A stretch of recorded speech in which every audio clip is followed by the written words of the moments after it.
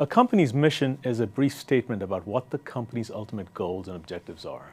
In short, what is its purpose in the world? Here's Google's stated mission statement. Google's mission is to organize the world's information and make it universally accessible and useful. Wow, that's a pretty ambitious mission if you ask me, to organize all of the world's information and to make it accessible and useful to everyone. And what is truly amazing is that Google's founders Larry Page and Sergey Brin had already identified this mission as well as a set of core values and beliefs very early in the company's history. This is not unusual, as most company missions are often defined by, or at least strongly influenced by, the company's founders and early managers. So why do companies have a mission?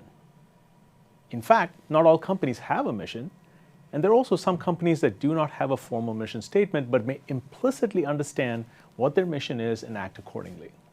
When companies do have a mission, it achieves at least three main purposes.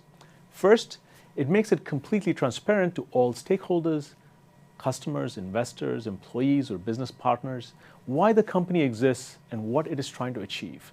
This common understanding can play an important role in coordinating action.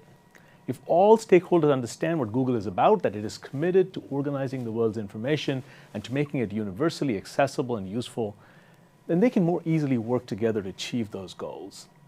Second, because there is this common understanding, it becomes easier to resolve disputes about the future direction of the company. In Google's case, it was clear, even when it acquired the phone handset company Motorola Mobility, that the handset business was not core to Google's mission. So it was expected that Google would eventually sell this business, which it did in 2014. But imagine there were some managers inside Google who wanted to get into handsets in a big way. Then it would have been easy to say to them, look, that's not who we are as a company. We should focus on businesses that have a closer fit with our mission. Handsets is not for us. Last but not least, a good mission can be a great inspiration for employees and managers to give their best work. Most of us would like to feel that we are part of something bigger, something that's having a positive impact in the world. It would give us a sense of purpose and motivate us. And a good corporate mission can do exactly that. Not all mission statements are created alike. There are good ones and there are bad ones. So what makes for a good corporate mission? First, good missions emphasize the creation of some type of customer or social value, improving people's health, or helping them learn, or improving their quality of life, etc. Instead of focusing on being just the best at something or simply on making money, the focus should be on these types of positive impacts a business can create in the world. Second, good missions do not lose sight of the customer needs or problems that the company was built to address.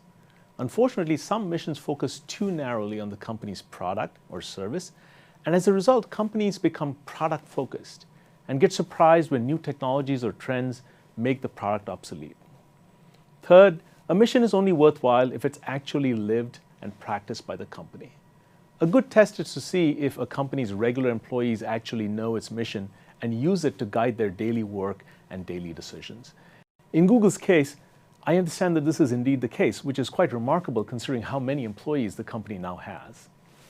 And finally, good missions are memorable, inspiring, brief statements that any employee or manager can remember and use at all times. And Google's mission is a very good example of this. So here's a little exercise for you.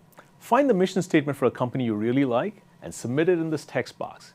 You may also post this mission on the discussion board for this course through the link below this video and start a discussion about this mission. How would you rate this company's mission on the 4 criteria listed earlier? Let's say you use a scale of poor to okay to good. So does the mission statement emphasize creation of customer or social value and not just being the best or making money? Does it focus on important needs or problems to address and not just on specific products and services? Does the company actually live and practice the mission? Is the mission statement short, inspiring, and memorable for employees and other stakeholders? In addition to mission, some companies also articulate a vision, a short aspirational statement about the future direction and impact of the company. Google's initial vision was to provide access to the world's information in one click. The venture capital firm Sequoia Capital supposedly invested in Google because it was so impressed by the company's vision. And in fact, Sequoia then went on to ask all the other startups who came seeking investment from them to provide their own vision statements, like Google. As you can see, a good vision statement can be very powerful.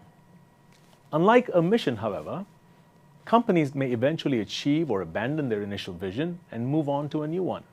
You might even say that Google has achieved its original vision and has now moved on from it.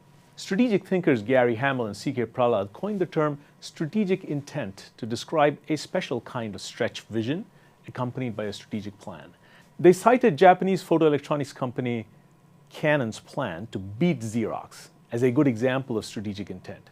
A strategic intent goes beyond just a vision statement. It galvanizes and inspires employees and makes the company expand its capabilities to achieve that vision.